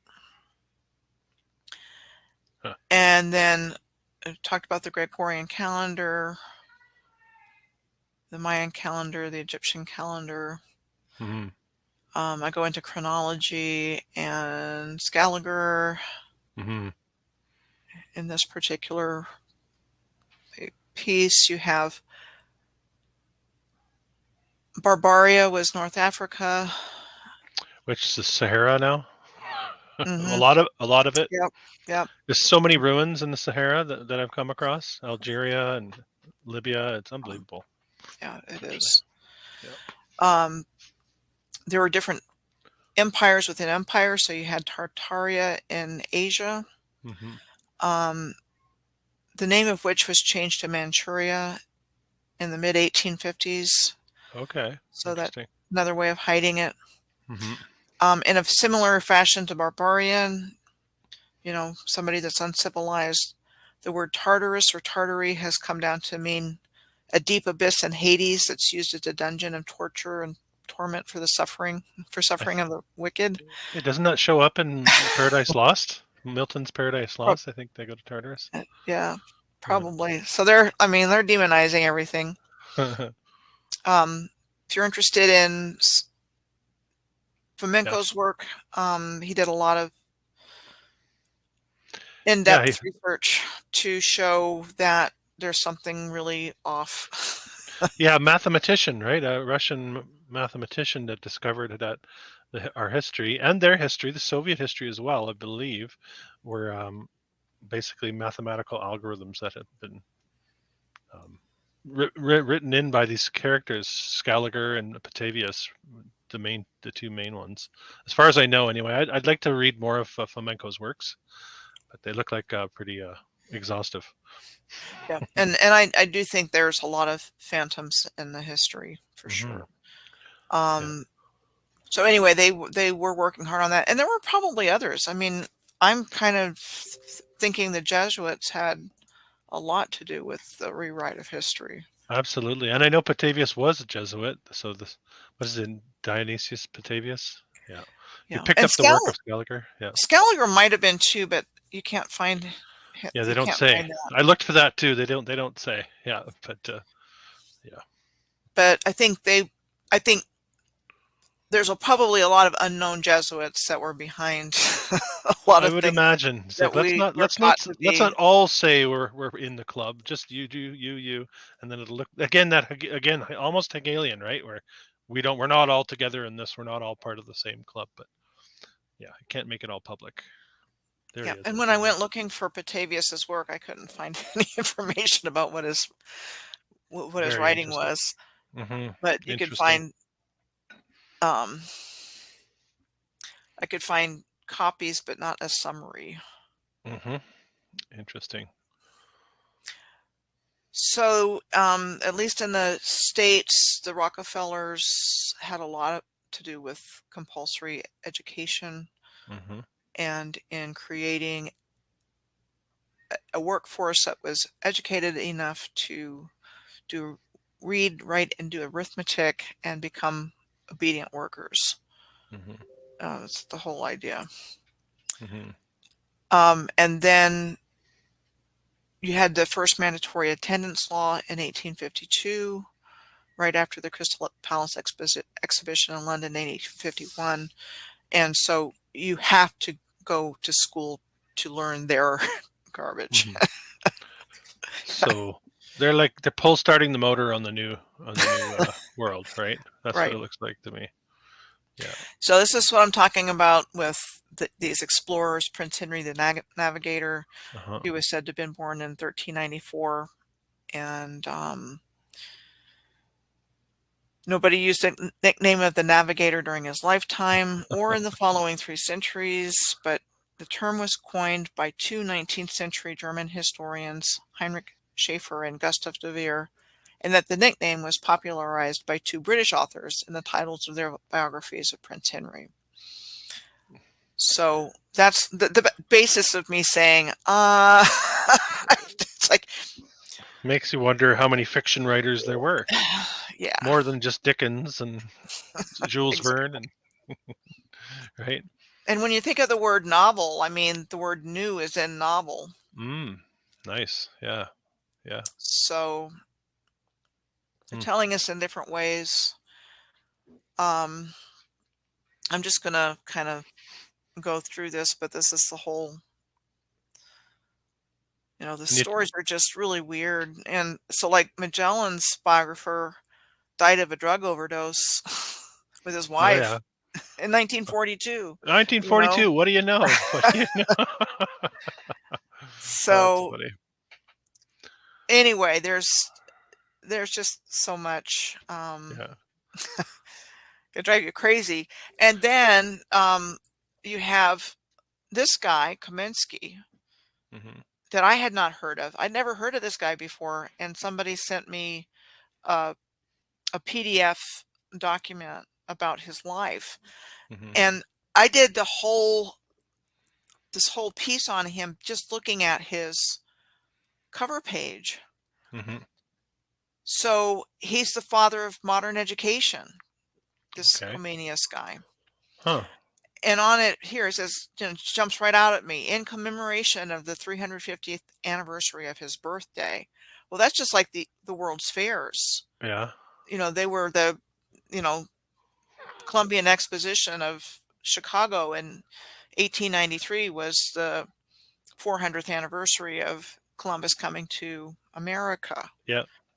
So that's one of their devices, and that it was published in Chicago in 1942. Like, really, who cares about someone's birthday 350 years later? You know what I mean? Like, nobody celebrate. It doesn't make sense to me. It, I don't it's know. it's their MO. Yeah, no, I know, I know. That's what I'm saying. It seems so ridiculous, right? Like, And so just based on these two bits of information, I gave the example of the Chicago World's Fair of 1893 to celebrate the 400th anniversary of Christopher Columbus's arrival to the New hmm World in 1492, and said to have been designed by many prominent architects of the day. hmm And you look at the Chicago World's Fair, and it's like Rome in Chicago, what yeah. we're taught. And and so they needed an excuse to tear this down because they tell us that these are all temporary structures. I think this one is woken a lot of people up. This World's Fair in the last couple of years. I really do. Anyone that's taken an honest look at the pictures, um, it sends your head spinning. It's Ab- one of the early ones that got me into the research. Actually, is the Chicago World's Absolutely. Fair. Yeah. And then this is like one of the few buildings left in hmm Chicago, and it's now the Chicago's Museum of Science and Industry. hmm And look at that. That was the one that they built that they meant for it to be permanent, right? The rest of them were temporary, right? The rest were paper mache or Something laughing like stock. that. I It's love the World's ridiculous. Fair. It is absolutely absurd. Yeah, yeah. And there's still a statue. This statue is has a we're told a replica hmm in Jackson Park, Which is the swamp. but it's like, is it the same statue? I mean, they give us that whole replica Yeah, story a lot too. yeah, yeah. Okay, so we talked about the inventoriums A at little the bit. You World's didn't talk. Fairs.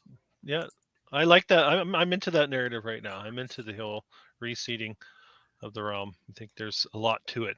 The population boom, exponential population boom, if the numbers, I mean, I'm sure they're not accurate, but if the numbers are anywhere near accurate, the exponential population boom from 1870 to 1900, everywhere I look almost, is ridiculous. Really doesn't make sense, you know. So the infantorium ended in 1943 at Coney Island. Mm-hmm. Mm-hmm. What were they doing with having these neonatal babies on display in a sideshow and Yeah. charging admission? Yeah. Um, Ridiculous. why would premature babies in incubators even be a draw to people?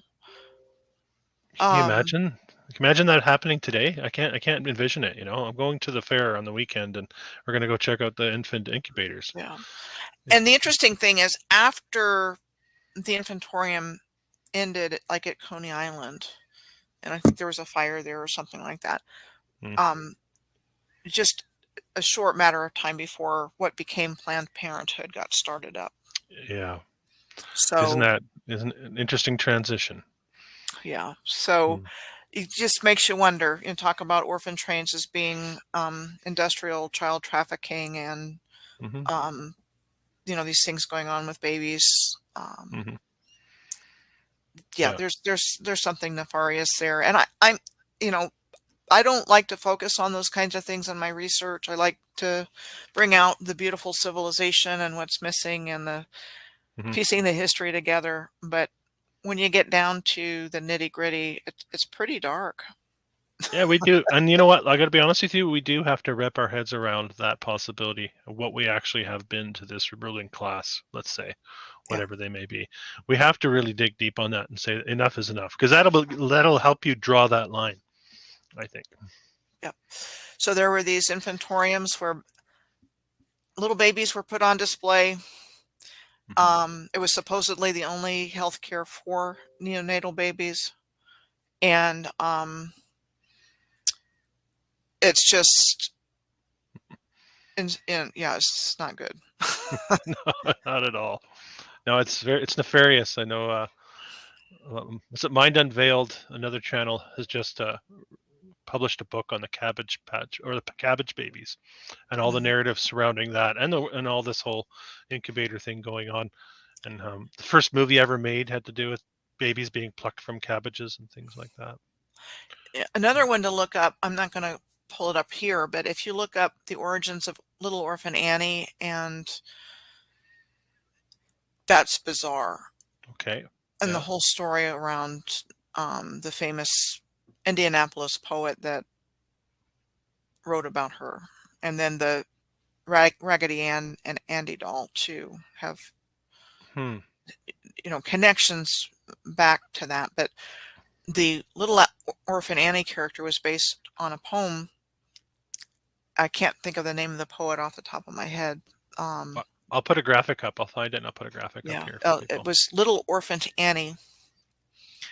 This is the whole musical, and everything surrounding this little girl was based on this poem about this child telling a story to younger children that if they weren't careful, they were going to be spirited away by little goblins Hmm. or demons. Interesting. That's the whole thrust of the storyline Hmm.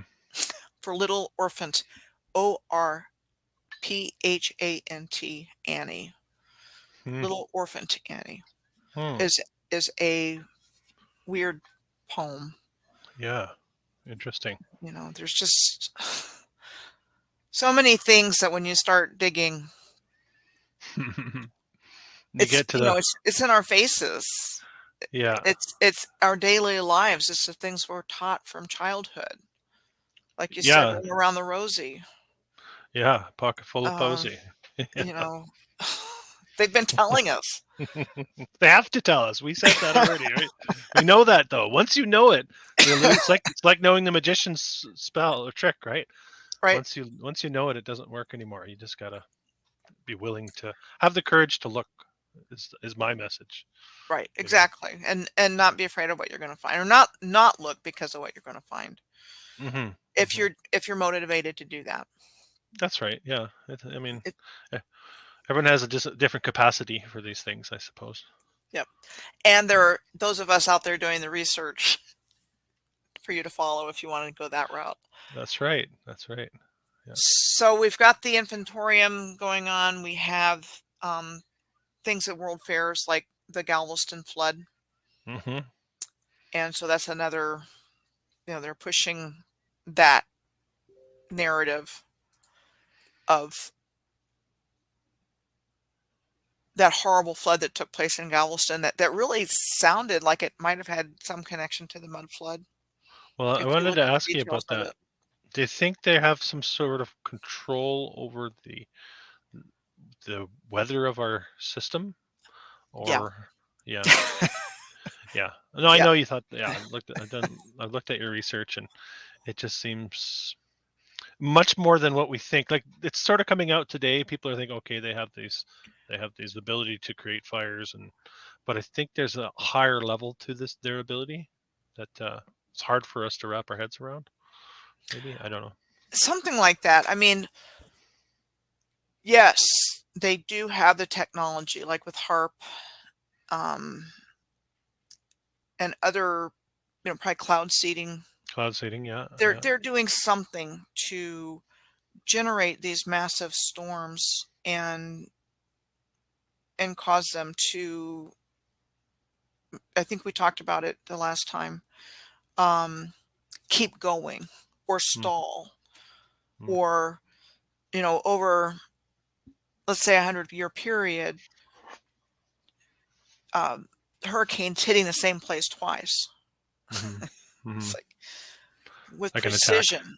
yeah, like an attack, yeah. So it's definitely, it's been weaponized. I mean, who knows? I mean, maybe they didn't exist before the reset, Hmm. which Yeah. wouldn't surprise me whatsoever. Well, it makes me think of weather itself because a lot of these structures don't make sense with the weather systems that we have now. You know, just like Chicago, it's weather, winter weather, and then you look at the architecture. You know what I mean? It had to be a completely different system, I think. Yeah, yeah, I think it was just totally different. Yeah. And then you had the Johnstown flood. Mm, This exhibit was in the 1901 Pan American Exposition in Buffalo, New York, and I did research on the Johnstown flood, and it was deliberately caused. mm, There was a dam on a hunting club property that was owned by the big names of Pittsburgh, mm. and it failed. The dam failed and caused all that water to go down. Big names would that be a Carnegie, Yeah, Pittsburgh? Yeah. Okay. yep, all of those. Yeah. Yeah. Mellon, Carnegie Mellon. Yeah. um, others, not just those two. Mm, mm. So they were members of this exclusive hunting club that this dam was on that was the cause of the Johnstown flood. Probably just a coincidence. And they were never held accountable for it. Of course not. Sounds about right. So, and it was one of the Red Cross's first big things that they Oh, went and really? helped. So, That's very interesting. Hmm. so yeah, Hmm. there's a lot of stuff. I put out something on the Red Cross not too long ago. Oh, yeah. So anyway, the 1492, 1942, 1717. When I would look back through time at the 40, 41, 42, and 90, 91, 92 years, I found a lot of significant historical events. Hmm. And so there definitely seemed to be a pattern of initiation of something new during that time.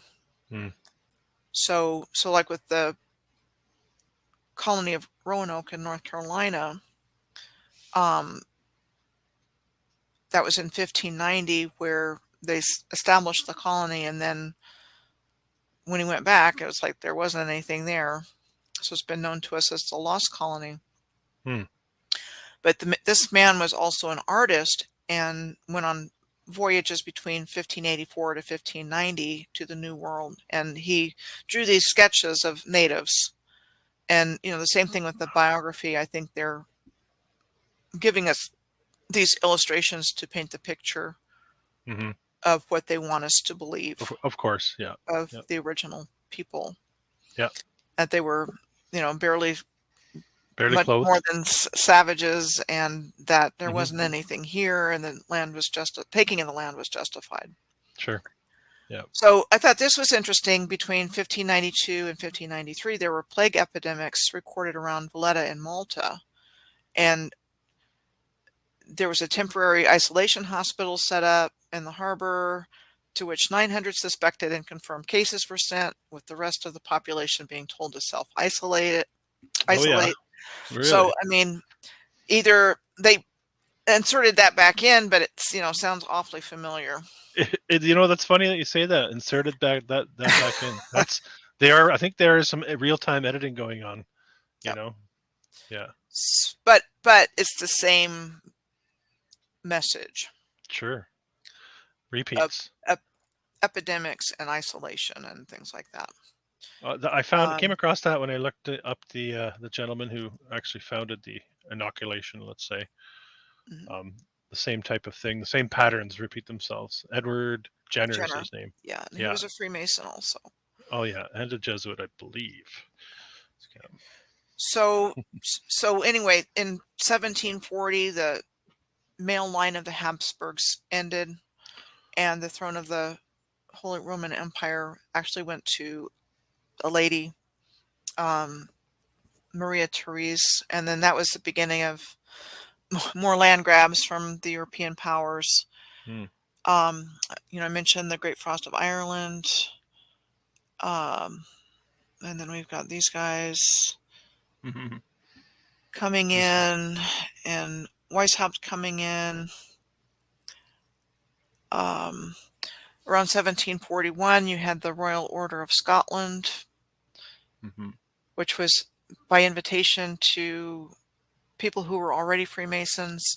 And then you have basically the same black sun symbol in the crests of the Jesuits as well as the Royal Order of Scotland. No, that's not the Scottish Rite, is it? The Royal No, Order of Scotland. no, it's Okay. different. It's Okay. different. So this is the black sun, Hmm. and you've got that in, so that was Nazi symbolism also. Mhm. Mhm. Uh, George Washington gave the first State of the Union address in New York in 1790. The Supreme Court convened for the first time in 1790, and the first census was organized in 1790. So I'm just establishing those years, 40, 41, 42, and 90, 91, and 92, as Mhm. having what was going on during that time. Those are the As 50-year it, markers. right, right. So Yeah. there's 9 50-year periods Mhm. within that 450-year Yeah. span between those two boundary years. Okay.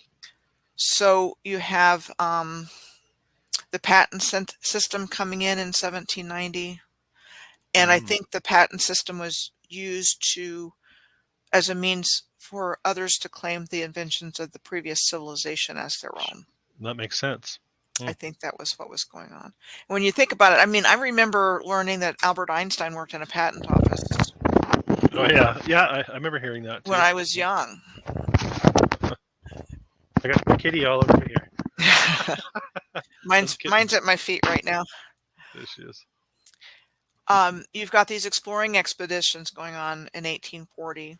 The U.S., and they're going down to Antarctica. So they claim land on January 19th of 1840.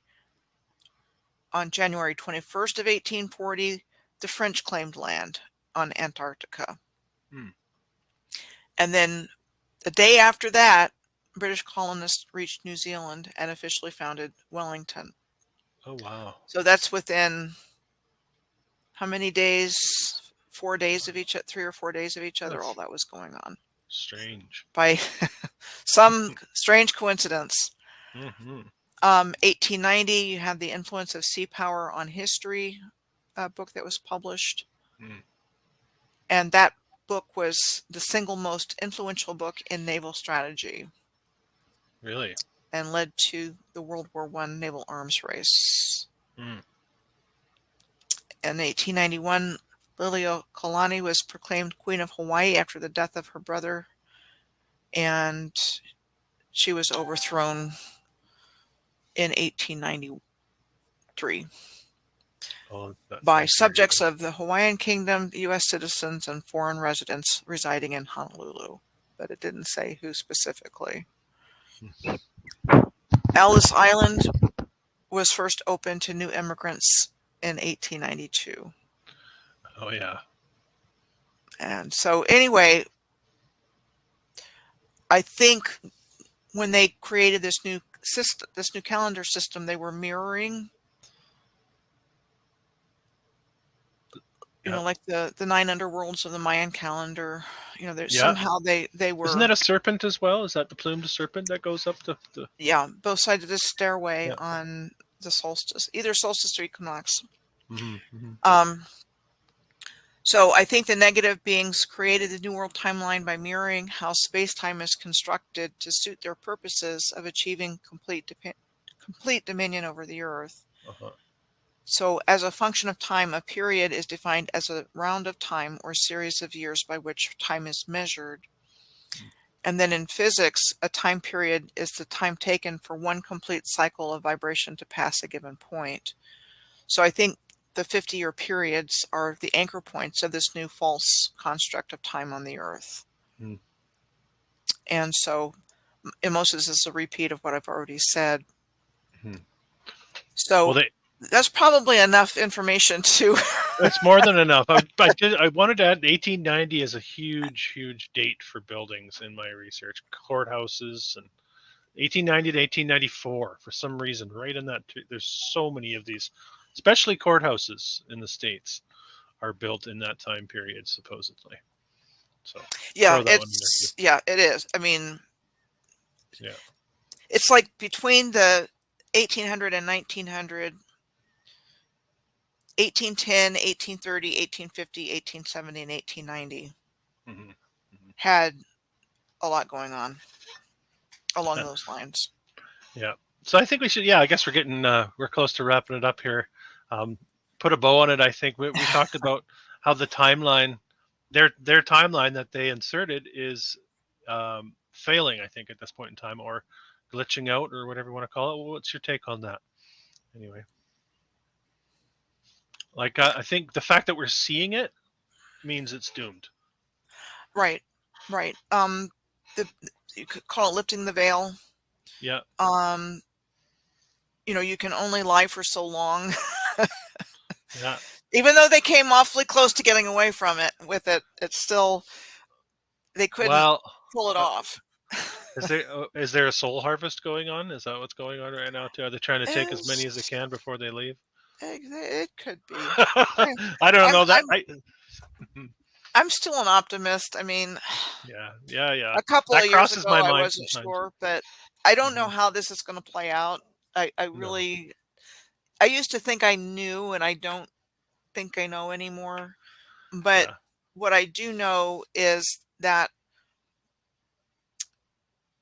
this information is just coming fast and furious back into the collective awareness from all of our efforts, Hmm. and that they probably knew they weren't going to get away with it, which is why they threw everything at us that they Hmm. have. All the Hmm. poisoning, the chemtrails, the Hmm. fluoride, the toothpaste, and Hmm. whatever else. And there's still a lot of people that are trapped in the matrix. So, Hmm. when you talk about a soul harvest, there are people that are so plugged into it that no matter what you show them or whatever, they're just not going to see it. Hmm. It's too hard to let go of the constructs that have shaped our world. Hmm. Yeah, it's a bit of a Stockholm syndrome now at this point. You're running back to, because so much seems to have been revealed even on the, you know, over the last several years. A lot has been made obvious that was not always Right. obvious. And So. even with the movie The Matrix being a documentary, Hmm. and the red pill and the blue pill, Yeah. I mean, they told us in that movie. Yeah. So it seems obvious to people like you and I suppose, but like some people are still have that veil firmly over their perception, I suppose. You know. Yeah. So I think we're going through an extremely trying and challenging time to wake up as many people as possible Mhm. Mhm. who wouldn't otherwise wake up. Mm.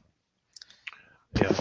And we're being called, we're feeling and being called to share in, like you mentioned earlier, like the online platform offers a place for people to come to rather than you going out and yelling it in the streets what you know. You know what I mean? Like there's places for people to go that want to know, and that's Right. what you're providing. That's how I got into what I'm doing, inspired by your work. And I'll always be grateful to you for helping open my eyes to all of this as well. And I was inspired to take on a similar mantle as well, and push my intuition and go with my intuition to uncover as much as of what I can, right? Without trying to nail anything down, because like a lot of it um, is a feeling. This is a feeling that we're sharing with each other. It's very difficult to define, I suppose. Right. But it's really the result of a lot of research, a sincere wanting to know the truth, Mm-hmm. and showing the patterns, because it's really about pattern recognition Yeah, of how to read between the lines. yeah. We're Um, not a conspiracy theorist, just able to recognize patterns. I've heard that come up recently as well. You know. yeah, because the truth is in the patterns. Yeah. So I was thinking you should change your website name from piercing the veil of illusion to puncturing the veil of illusion. I'm just going to encourage everybody watching this to check out Michelle's work at piercingtheveilofillusion.com or Michelle Gibson on YouTube. Anywhere else people can find you, or are those your two places? Those are two main places. Okay. Well, I I appreciate you also, joining me. Yeah, go yeah, ahead. no, I was just gonna say, I also have Patreon, and I have some bonus content on that too Okay. And that for link through Patreons. your YouTube? Can you get to your Patreon through the YouTube? Yeah, yeah, it's on my video descriptions. Okay. The Perfect. link. Perfect. All right. Thanks for joining me. And I really appreciate you taking the time to go through this timeline hijacking. It's something I've been really looking forward to for a long time. I look forward to our next conversation, whatever that may Well, be. appreciate the invitation, Chris, and I hope I gave you what you were hoping to get.